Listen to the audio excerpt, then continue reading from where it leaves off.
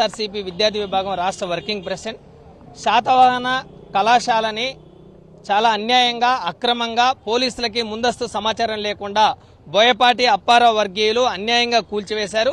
దీనిపైన ప్రభుత్వం తక్షణమే చర్యలు తీసుకోవాలని మీ విద్యార్థి సంఘాలుగా డిమాండ్ చేస్తూ కళాశాలని ప్రభుత్వం స్వాధీనం చేసుకుని యథాతథంగా కొనసాగించాలి, నిర్వహించాలి, విద్యార్థుల జీవితాలతో చెలగాటమాడొద్దని మేము డిమాండ్ చేస్తా ఉన్నాం. ఈరోజు కళాశాలలో అధ్యాపకులు, అధ్యాపకేతర సిబ్బంది, విద్యార్థుల రికార్డులు కానీ సర్టిఫికెట్లు కానీ కళాశాల శిథిలాల కింద ఉన్నాయి.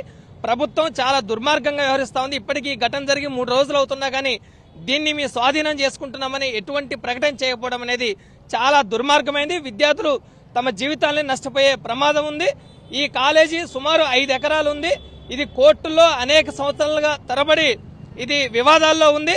వంకాయలపాటి శ్రీనివాసరావు ప్రిన్సిపల్ గా ఉండి ఆలపాటి రాజా కిడ్నాప్ చేశాడని నాటకమాడి చివరికి బోయపాటి అప్పారావు తోటి బెండయి డబ్బులకి అమ్ముడుపోయి ఆర్థిక అవసరాలకు అమ్ముడుపోయి ఆయన బోయపాటి అప్పారావు వర్గం వాళ్ళతో చేతులు కలిపాడు.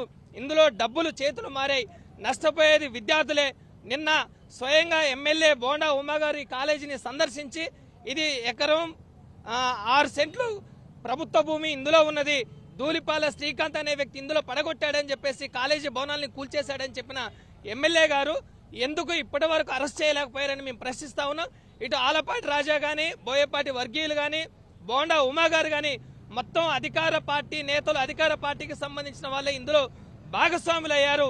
నష్టపోయేది, అన్యాయానికి గురయ్యేది పేద ఎస్సీ, ఎస్టీ, బీసీ విద్యార్థుల జీవితాలతోటి కూటమి ప్రభుత్వం సంవత్సర కాలం పూర్తయిన తర్వాత కూడా వాళ్ళ విద్యార్థుల జీవితాలతోటి చెలగాటమాడుతున్న పరిస్థితి ఉంది. అయ్యా నారా లోకేష్ గారు, మీ రెడ్ బుక్ ను వదిలేసి విద్యార్థుల పాఠ్య పుస్తకాల మీద దృష్టి సారించాలని మేము డిమాండ్ చేస్తా ఉన్నాం.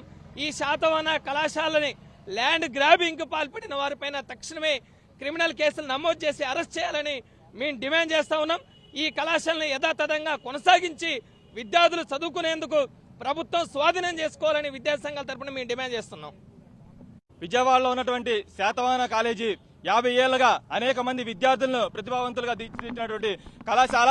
అటువంటి కళాశాలను ఈ రోజున ఉన్నపలంగా కూల్చేయడం వల్ల ఇందులో చదువుతున్నటువంటి 500 మంది విద్యార్థులకు తీవ్ర నష్టం కలుగుతా ఉంది.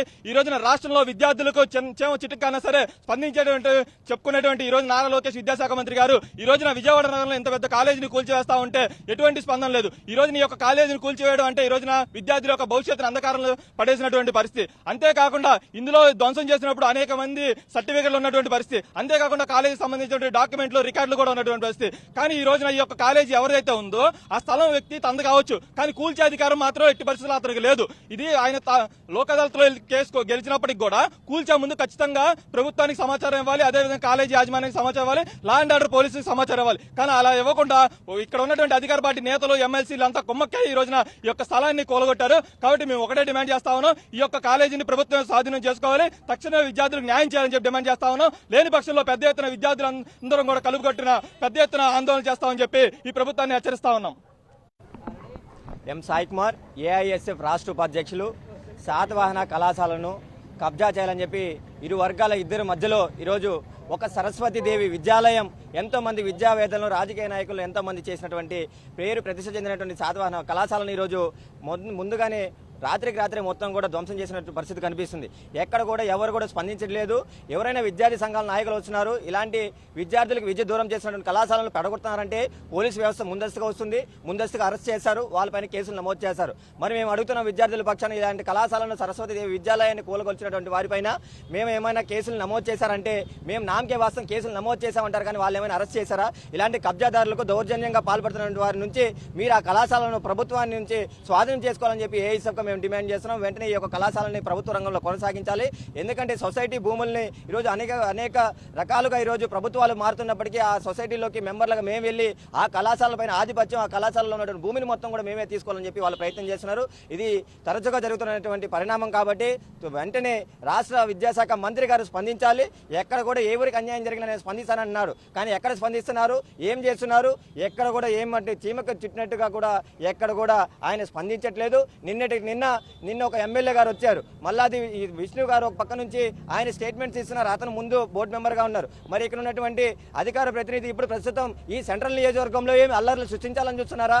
మేము మా నియోజకవర్గంలో మీరు అల్లర్లు సృష్టిస్తే మేము సహించేదే లేదంటున్నారు. ఇక్కడికి వచ్చి నిన్న పెయింట్ వేశారు. మరి అదకు ముందుగానే ఇక్కడ అనేక మంది రకాలుగా ఈ కళాశాలలకు మా ఎమ్మెల్సీగా ఉన్నటువంటి ఈ కళాశాల కబ్జాకు గురవుతుందని చెప్పేసి ఎమ్మెల్సీ మీ యొక్క పార్టీ ఎమ్మెల్సీ గారే ఆ కళాశాల నాదని చెప్పి ఆయన కబ్జా చేయడానికి ప్రయత్నిస్తుంటే ఆనాడు మీరు ఎందుకు వచ్చి మా కళాశాల మా పరిధిలో ఉన్నటువంటి విద్యార్థులకు ఎంతో మంది పేద బడుగులు మాలిన వర్గాలకి విద్యను దూరం చేస్తుందని చెప్పి ఆనాడు ఎందుకు మాట్లాడలేకపోయారు? మరి నిన్నటి మాత్రం వచ్చి ఈ కళాశాల ఎవరైనా కబ్జా చేయాలని చూసినా అదేవిధంగా వెంటనే వారిపైన క్రిమినల్ కేసులు నమోదు చేస్తామని చెప్పి కేసులు ఫైల్ చేయాలని చెప్పి అప్పుడు సూచించిన తర్వాత పోలీస్ వ్యవస్థ కూడా అప్పుడు వారిపైన కేసులు ఫైల్ చేశారు. అప్పటి వరకు పోలీస్ వ్యవస్థ కూడా నిద్రపోతుంది.